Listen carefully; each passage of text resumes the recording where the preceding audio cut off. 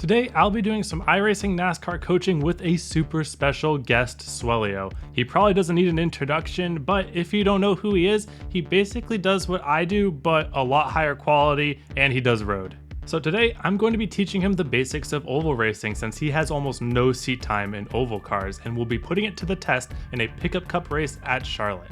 Then after this video, go watch me struggle to turn right over on Swellio's channel where he teaches me how to drive the Ferrari fixed car at Laguna Seca. And check out the link in the description if you want to level up your oval iRacing skills since I'm offering coaching. But other than that, let's get into the action. So it looks like since this is night, this will be fairly close to a full throttle lap. Okay.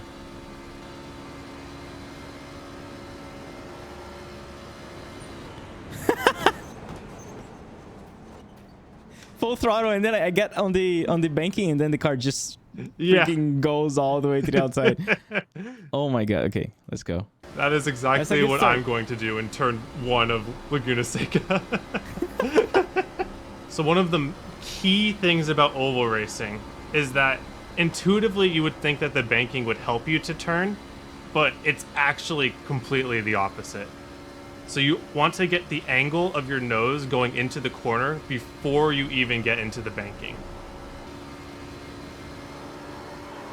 I did that, and then I just oversteered right away on the crest. Yeah, but you steered. Yeah, well, there you go. Well, the biggest mistake that people make in oval racing is, here, I'll show you right here. They enter the corner straight, and then they try to do all their steering in the center of the corner. The one thing I will promise you today about oval racing is that your fastest lap of the day is also going to be the easiest lap. The lap where your car basically fights you the least. I would say that's the same thing for a road. Yeah. Yeah, arguing with your car is just slow in whatever you're driving. So the goal for you right now is I want you to find the limit of what your car can do with the stipulation that you want to be on that blue and white line as long as possible in the corner. Man, this thing moves on the flat part. Oh yeah, there's a lot of bumps on this track, and this car doesn't have the most downforce in the world. So you're doing right now what I like to call ping-ponging off of the white line. You get to the white line, but for whatever reason, the car doesn't stick and it comes back up the track. The best way to remedy that, since you already have a good turning angle, is to carry just a little bit less speed up until that point and maybe add a little bit of steering wheel to help reinforce your car sticking to that bottom line. Okay.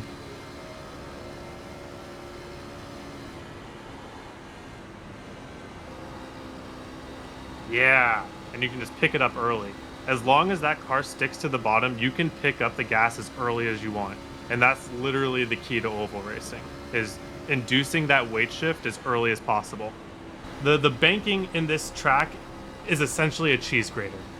If you're driving across it, it's going to grate your tires. If you're driving straight through it, it's not going to grate your tires. So notice how when I go into the corner here, I'm going to stick to the bottom, and then instead of my car sliding up the track, at the very end, I'm almost driving straight up the track, as if I'm driving with it.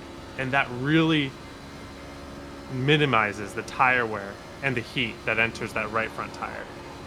But if I'm sliding up the track like this, see how I'm like cheese gratering all across it, keeping a ton of wheel input, and that's going to show up later. Man, I'm learning a lot already. It's a whole different ball game, right? These tiny things. Yeah. Why do I understeer so much? Like I was lifting. So it's more about the angle of your nose on entry than it is about how much you're lifting. The lifting just allows you to maintain. What's really important is that we have that turn down all the way through, adding just little bits of steering as you get through the corner if needed. So one of the things that I like to preach is that don't add steering in the center of the corner, but sometimes it is necessary to maintain your speed. And that's just tire wear that you're happy to take for the lap time that you gain out of it.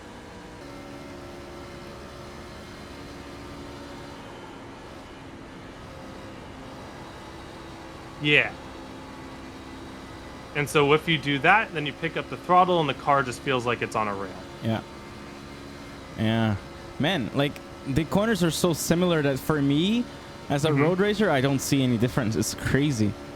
Yeah, the way that they're different is probably only by, what is it? Probably the entry of 1 is maybe 10 degrees wider than entry of 3. But it really does change your lifting point by a little bit, and then it changes how you drive your car off the corner. Because if you notice off of this corner, it feels like the exit's a little bit straighter. The wall doesn't come at you quite as fast. And because that wall doesn't come at you quite as fast off of that last corner, that means we can be more aggressive on the throttle. And it seems like as soon as I have one bad corner, the fronts are a little bit too hot, and I feel it on the next corner too. Exactly. They're very, very fickle. One mistake can put you back a ton of laps. Get it down there, stick it. Go, go, go, go, go, go, go. Yes. How did that one feel? Easy. Yep, exactly. So lift. Notice how I didn't even track out all the way to the wall there. Sometimes you don't even need to. As long as you can get that angle with your nose, the difference between using all of your real estate and using most of your real estate is pretty negligible, to be honest with you, especially in a tire saving situation. You seem to be turning way earlier than me everywhere. Yep. And that's the exactly, so it's the road racer tendency to turn in too late, because that's how you're supposed to approach a corner. But the thing is, now when you add banking into the equation, everything becomes slightly different, because now the difference between going from the top lane to the bottom lane costs you a lot more tire now that banking is involved. And a 10th isn't going to get you too much when you're in a pack. You're not going to be able to pass someone in front of you with a 10th advantage. So the name of the game in oval is to get that track position and then start to run those lines that improve your tires compared to everyone else, while also not being at enough of a disadvantage to where they can actually pass you. Got it. Okay. Saving just enough to maintain a position so that I can maybe attack later. So know that Swelio is pretty comfortable with the basics. Let's put it to the test by throwing him off the deep end into a top split pickup cup race. We'll go into his qualifying lap and then right into the race.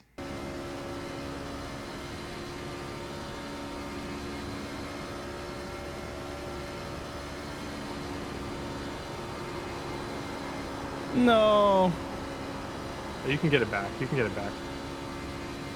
Yeah.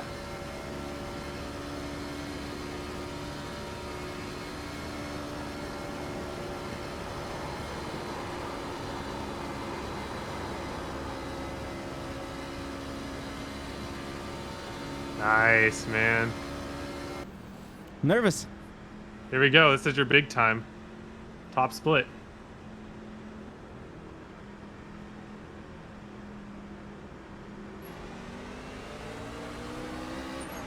All right, you got one outside.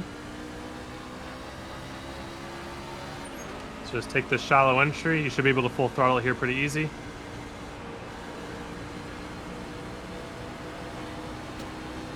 Still out there.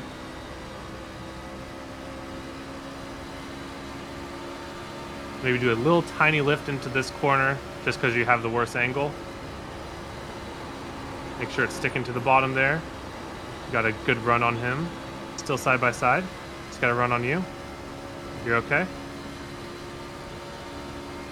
Same thing. A little tiny lift here. Then you should be able to clear him into the corner here. Oh, he went for a really wide run. Might be able to clear it here. Oh, he had to lift.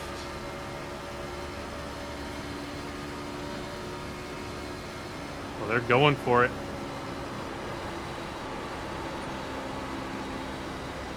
Stay low here. Oh, yeah. Let's go.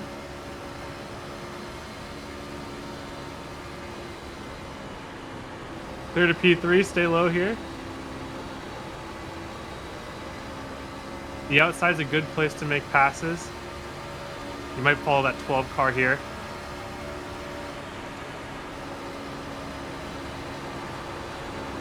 One inside. Should have the run on him off the corner. Everyone's pretty much gridlocked right now.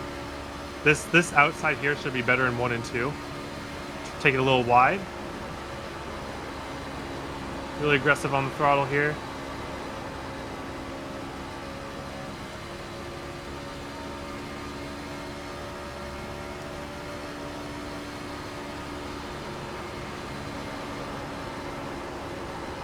Oh, my front tires.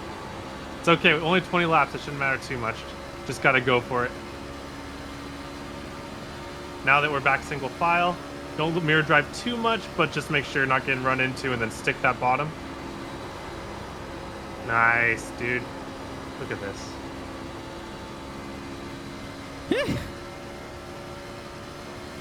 He went high, so just stay low. You might catch him here coming up the corner, so don't slide up too much here.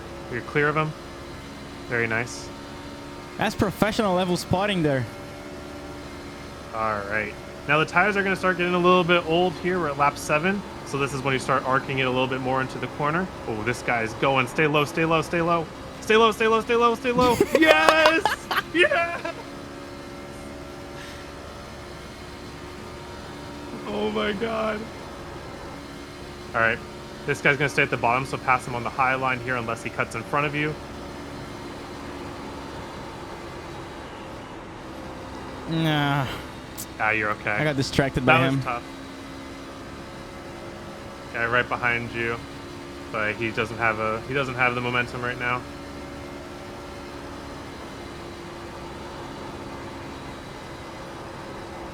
Good stick. You should be able just to get to his inside in the next corner or two.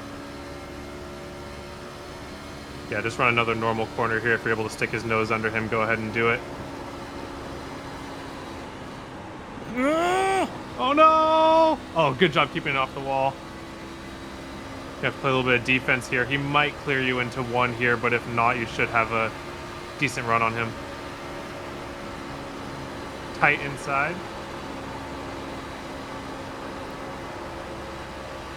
Good job. You okay? Man, the car's like dancing. Oh no! Oh, that's You're all on okay, the you're straight. okay. The straight is You'll more get him difficult back. than the corners. Yep, that's those bumps for you. All right, we're getting to the point of the run where you're going to want to lift a little bit more entering turn 3 specifically. That's been your problem corner. Now it's showing that which of the corners is tight and which of them is a little wider. Turn 1 you can still send pretty hard into. Turn 3, I want you to lift a little bit more. And you'll get these guys back. Your 1 and 2 is looking really good though. Oh yeah.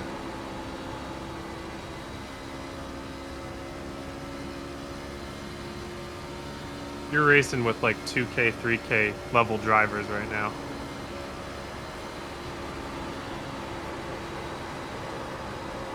Nice. Good run here. You should be able to get him on exit.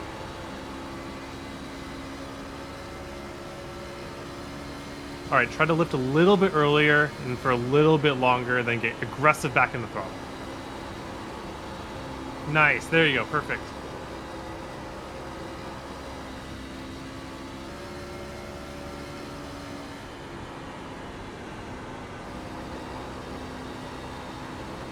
Better.